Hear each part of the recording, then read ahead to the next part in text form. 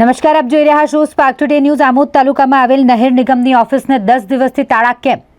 10 દિવસથી ધક્કા ખાતા જંબુસર વિધાનસભાના યુથ કોંગ્રેસ પ્રમુખ મીડિયા સમક્ષ આવ્યા। જો ખેડૂતો પોતાની અરજી લેખિત કે મૌખિક રજૂઆત કરતા આવ્યા હોય તો તેઓએ ક્યાં જવું? આ એક સવાલ છે। નહેર નિગમની ઓફિસની અંદર કે બહાર કોઈપણ જાતનું બોર્ડ પણ લગાવવામાં નથી આવ્યું, તો શું આ અધિકારી સરકારનો મફતિયા પગાર લેતા હશે કે કેમ?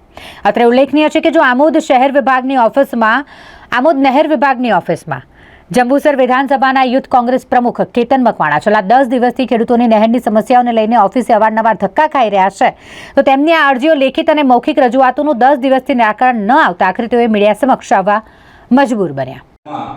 આપણે આમોદ નહેર નિગમની ઓફિસ ખાતે ઊભા છે। તમે જોઈ શકો છો કે અત્યારે પણ આ ઓફિસમાં તાળા વાગેલા છે।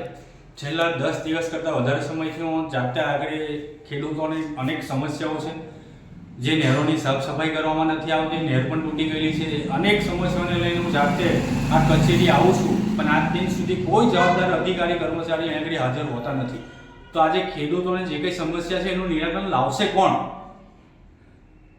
ટેલિફોનિક કોઈ વાતચીત થઈ છે તમારે? ટેલિફોનિક મારે અધિકારી સાથે ગઈકાલે પણ વાત થઈ હતી। એમાં તેમણે કહ્યું હતું કે એમની ગાડીને કંઈ ઉંદરાએ કાતરી ખાધેલું, એના કારણે અહીંયા સુધી આવી શક્યા નથી।